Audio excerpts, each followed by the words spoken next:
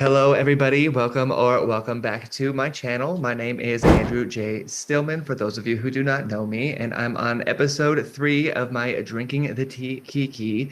Today, joined by Jordan Maye, who has just released her brand new debut LP, The Creation of Jordan Maye. Hi, Jordan. How are you doing? I'm doing lovely. How are you? I'm so good. Congratulations on your release. Thank you. It's only been a couple of days right now since that's happened at this time. So, how's that been for you so far? It's been good. Yeah. Yeah. A big weight off of your shoulders, I'm sure. Yeah. Yeah. It Well, it took a lot of work. It was a long time in the making. yeah. About how long would you say it was? I guess it's been like a year now.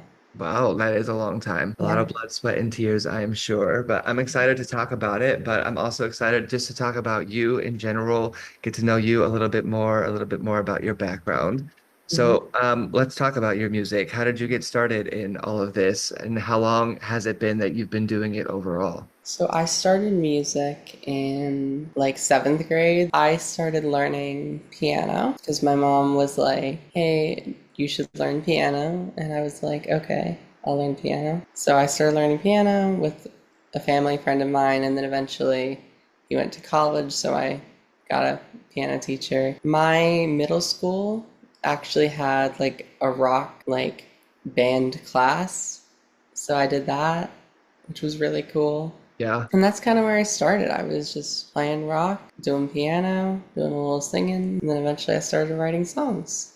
I was like, this is what I want to do. Well, that's exciting. I mean, was it something that you always kind of knew, like once you decided that it was what you wanted to do, or what else would you have done if you had never gotten into this? Okay, well, eventually I decided that music was for me. But when I was really little, I was always drawing and painting and just doing all different arts. So I really wanted to be an artist. Oh, I guess, you know, that kind of worked out. It's did you a design little all of your different. artwork on like your logo and stuff? I designed the original concept for my like logo that's on like my website and stuff. And then I had a friend make a version of it. And then I had a professional make a version of it. As for my album art and some of the other, not album, LP, I don't know the difference. I might I don't flip know up the and call it difference an either. album either. Those are all interchangeable to me. Yeah. But for that art, I hired someone, I believe he went by, his name was Ambrose. I don't remember his last name, which I feel very guilty about. He's an amazing artist. Well, it all looks really good, so that's Thank you. exciting. But what was your upbringing like? I mean, you said that your mom was the one that kind of got you into the piano, but what was it like and Mhm. where did you grow up and how did all of that impact your music and what you sing and what you write about? So I grew up in Georgia, Atlanta area, like suburbs. I was fortunate growing up in that my parents were very supportive of like whatever I wanted to do, if that was like doing art or doing music. So I have a brother, and then there's my parents, and I grew up very close to my cousins that live nearby. There's three of them. We have a very tight-knit family. That's good. As for like my interests growing up, I really grew up on like Nintendo games and stuff. Hell yeah. There was actually a time, I should have mentioned this in the last question, I wanted to be a video game designer for a little bit. Oh, that's I cool. had so many ideas and I wanted to get them out, but I had no way to get them out. I can't program. I can't work with computers very well, but I'm doing my best. Well, that's all we can ever really do, honestly. But you're Yeah. also putting out music, so your best is getting you at least someplace. But Thank it's cool you. that you had a tight-knit family. Where are you at now? You're over in Boston still, Yeah. or I'm in yeah? Boston. And what brought you up over there from Georgia? School. School? Yeah. Yeah. I'm Where'd you go? at Berklee College of Music. Okay. Oh yeah, you're still there, right? Or did you I'm still graduate? there. It's gonna be You're my still there. last year. Okay, cool. How's that? It's interesting. There are things I love about Berkeley. There are things Yeah. I don't like about it, but That was it's a how I nice, felt in my college as well. yeah. I think a lot of people are like, there are things I like, things I hate. My favorite part about Berkeley is just the people you get to meet and the Yeah. connections you make. It's very important in the music industry to make connections and have friends who know people, things like that. Are you planning on sticking around in Boston after you graduate, or do you think you'll move somewhere else? I think I might end up in LA right now. LA, hell yeah, I'm in San I'm not Diego. 100% sure, I'm but I close. might, after Berkeley, I might end up doing like a master's program somewhere in LA. I know my roommate really wants to move to LA and we're like very close, so we might stick together. Hell yeah, that's awesome. Have you been out here before? I've visited, Yeah. I've not stayed like extended periods of time. I Yeah. stayed for like a week with my mom and my roommate actually. We saw Pat Benatar Oh yeah. at the LA County Fair. That's cool. That was That's a very good time. fun. Is Pat Benatar one of your influences, would you say? Yeah. Because you have kind of like I feel like a vibe. A vibe. I love Pat Benatar. My biggest Um, influence is definitely David Bowie. hell yeah. That's who the trivia questions are about because I Oh guessed my that based God. off of your Instagram. So Hey. Oh, the when we pressure's get high. there, when we get there, there's only a couple of questions too. That's a very short, like part of the interview. Don't even worry about it. But before we get into that, I do want to talk a little bit more about your music. What is your favorite song off of your little LP? My favorite song is probably One Year After, Okay, just because I think it's the one I relate to the most right now. It's the one I feel other people relate to the most, just based on the vibe I get. that's cool. Have you had a chance to perform it live? I have once. I performed at this little venue here in Boston called the Bebop, which does like open mics, and I was just doing that and I performed it. Cool. What was that like? It Is was it fun. nerve-wracking to do your own stuff versus like karaoke? I mean, you're still I pretty kind of early did a on in your mix career. of I did a mix of both. I did like Oh my own yeah, stuff, I did covers. It was very fun. that's cool. Okay, well, if you're ready, we can go into this little trivia section because that is Exciting. the drinking the tea kiki portion here. So I've got a Voodoo Ranger Juice Force IPA. You've got some wine you said I've earlier got you some drinking. I've got some rosé. Rosé, hell yeah. All right, so there's just a couple of questions. It's mixed between you and David Bowie. And Okay. if you get it right, then I drink. And if you get it wrong, then you drink. All right. And if you get all of them right, then just feel free to drink whatever you want. So cheers to you. Cheers. Think through the glass. Think. All right, this first one's going to be very easy for you. What is the fourth song on the Creation of Jordan Maye? Ooh. Tracklist question. I believe it's taro. You are correct. So I will take a little drink. Awesome. My Do you want memory's to share a fun bad. fact about Taro? Because I like that song. That was a Oh, nice thank one. you. My favorite one is So, Hush at the moment, by the way, on a side note, because I gave it a listen. But anyway, talk to me about Taro for a second. so taro got its name because I was in a treatment facility for a little bit. It was like a partial program. I don't need to get it too deep into that, but I was doing this exercise, or the instructor was having us do this exercise where we picked some tarot cards off the ground that she laid out, and we just wrote about it. We could write, we could draw. I ended up writing tarot. I don't remember exactly what cards I picked. I remember the imagery.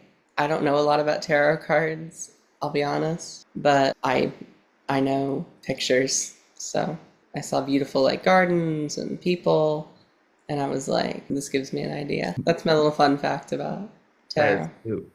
Well, cheers to Taro. Next question. Very easy, I hope for you as well. But what was David Bowie's birth name? David Jones. Okay. Cheers again. Okay.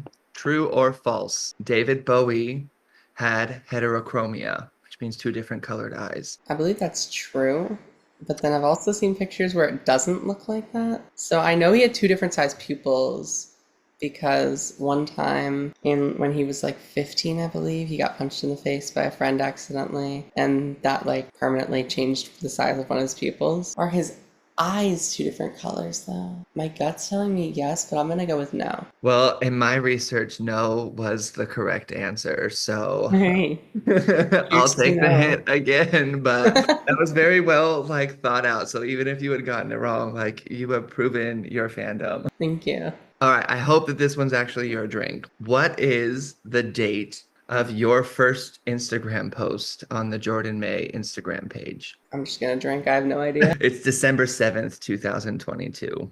Oh. Just a couple last little questions to wrap this one up. What was David Bowie's first hit. Space Oddity. So it was. And then last question is, what shirt were you wearing with Rico Love in your Instagram post about the Boston Songcraft event? I remember it being blue for some reason. I remember wearing a blue shirt.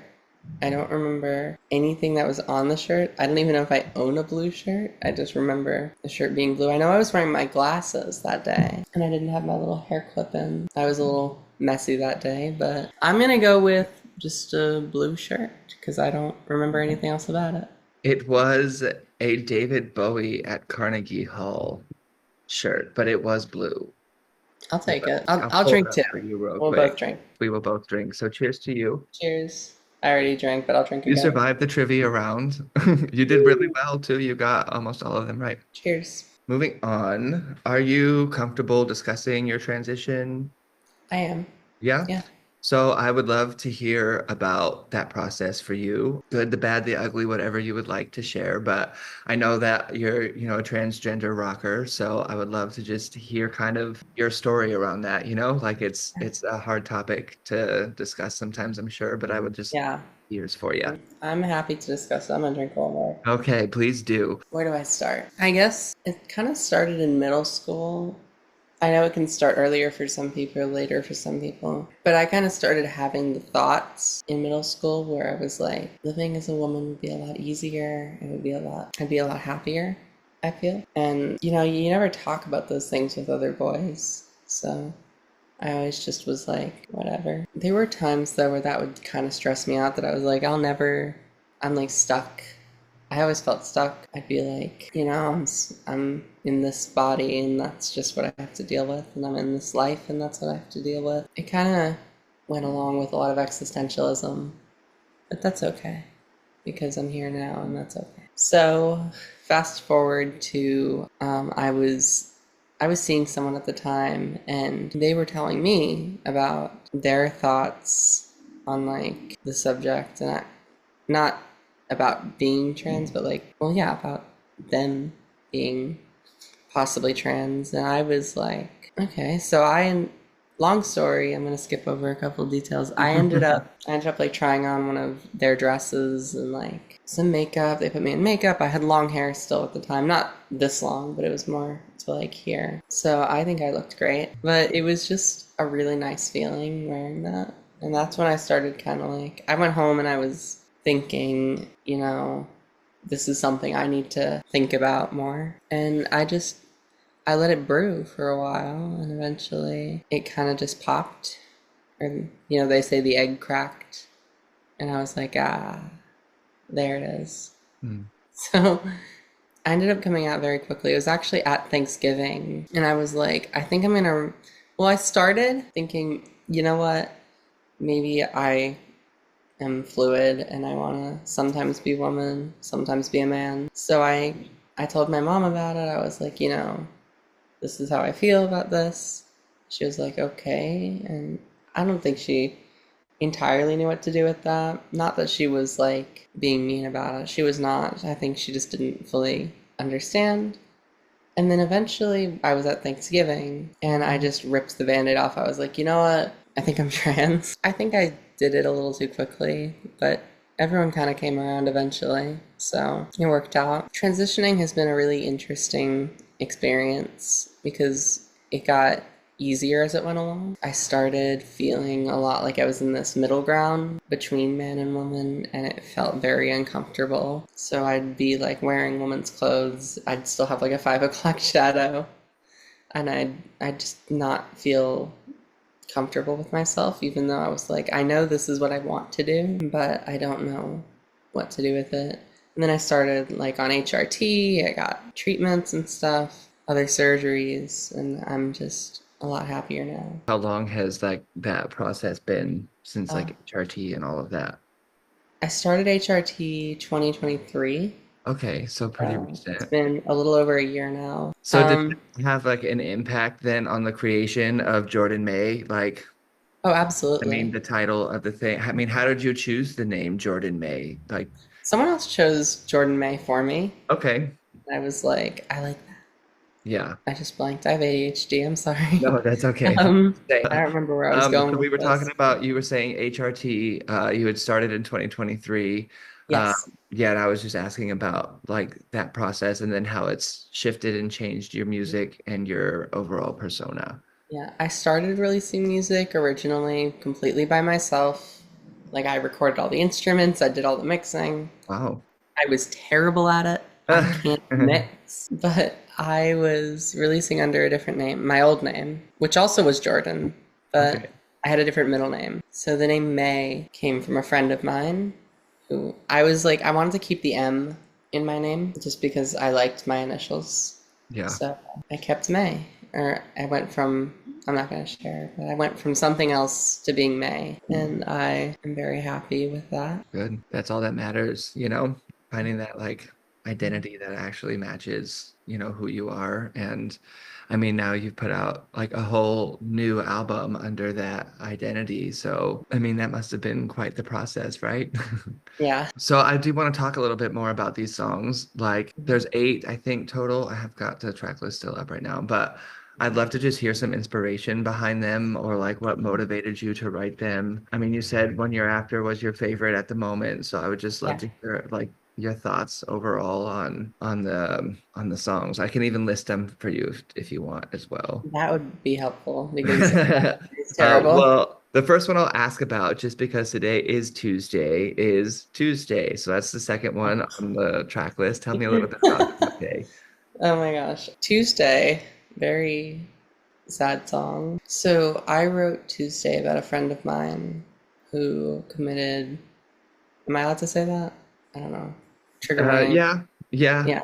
I'll yeah, give the trigger warning now, but yeah, he yeah, yeah. he committed suicide, which Okay. was a very sudden and unexpected passing. I remember I was just lying in bed, just doing my own thing, and I got a call from a friend that was like, this is what's going on, and I called an Uber. I went to the hospital. Everyone was like waiting. It wasn't like a line, but everyone was waiting to like say goodbye to him basically because they were like, at this point, there's nothing they can do. It was very somber, and there were a lot of people in like the prayer room. I guess the religion neutral prayer room. I stood there for a while, or I sat there, not stood, but I sat there and I just kind of dwelled in my own thoughts. And then I never actually got to see him again.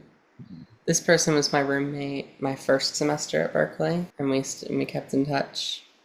I had actually seen him the Friday before. We were like, he was showing me some of his music, and it was really a good time. So I didn't suspect anything was going on. It was a really hard time. I'm sure. I'm sorry to hear that. Well, we'll move on to the next one then if we Yeah. want to talk about something lighter. I mean, we've talked about Tarot, we've talked about One Year After. What about Hush? Because that one's my current favorite. And I'm also just gonna let my dog out because she's been scratching for the last No, like 15 no minutes. So I'm worries. just No gonna be worries. like right here, but I'm still Yeah, listening. I'm gonna do a little dance. Do do do. So Hush. Hush is very literal in that, everything I wrote about in that song actually happened. And it's just how I was feeling in that moment. And I wanted to write about it. It was after my friend had passed away. So I almost felt a little numb in that moment. It was somber, but I couldn't cry at Mm. that point. So I just felt like I needed to be silent. So Hush. How about for Deranged? Deranged is interesting in that it's the only song where I feel like the lyrics kind of don't make a lot of sense. The whole idea behind the song is that you feel crazy. I felt crazy at the time. I was in treatment. I was in the partial program that I was talking about earlier. I just felt like I was crazy and I wanted to write about that, and I just compiled everything that I had in terms of like song seeds and lyrics and ideas and stuff like that.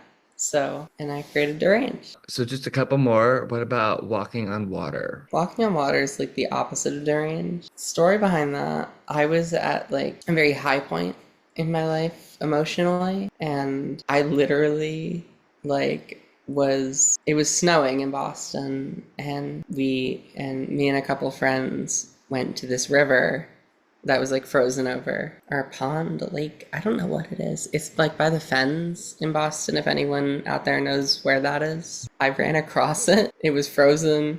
It was like cracking as I walked. It was exhilarating. It was fun. I felt invincible. So that's kind of the inspiration behind that song. How about From the Embers of the Learning Man? That one's interesting. I I wrote like that the name of that, actually. by the way. That's a Huh? nice. I like the name of that Thank one. you. I wrote that actually before I came out, first of all. It's man.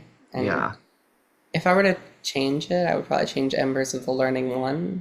But I Mm, don't know if I like that as much. yeah. I like Embers of the Learning Man still as the name. But I was really going for like a campfire vibe with that one. And then Do You Really Care? That's the last one. Do You Really Care is inspired by some Def Leppard songs, at least instrumentally. Like the instrumentation is inspired by Def Leppard, but the lyrics are inspired by like this was a point in my life where I was a little bit lower. I was kind of losing friends at that point, and I was like, did these people ever even care about me? You know, I have all these memories with them and all these good experiences, and I'm like, did that matter?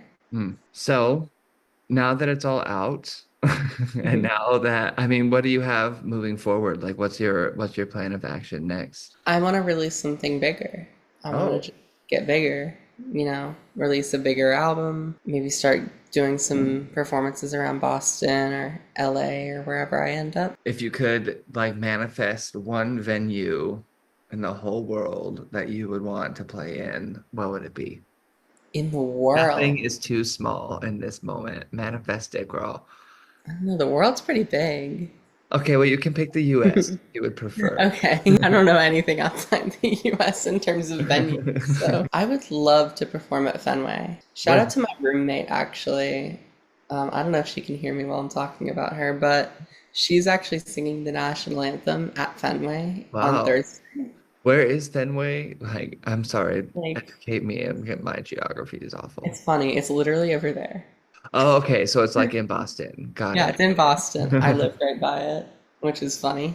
I don't That's know if I'm cool. doxing myself, but Well, it's and like, that's cool for your roommate too to sing the national anthem over there. yeah, I'm really proud of her. Oh, good. Mhm. Well, here's to manifesting that for you. Here, let's cheers to that. Do you have any more wine? Cheers. Cheers. To your manifestation and to your future. My last question is just, what is the biggest takeaway that you hope people get from your music when they listen to you? What do you hope they feel? What do you hope they experience? What do you hope they glean from it, the experience? When people are listening to my music, my goal is just to make them feel like they can be themselves and be honest. I don't want people to hide. I Mm. want people to be themselves. That's your hashtag too, isn't it? It's like be your true self Be or your true self. Yeah. something like that. I'm pretty sure it's be your true self. Yeah. That's cute. Well, I love that. Is Thank there any last thing that you wanted to share, like anything, or where to follow you, how to keep up with your music, all those types of things?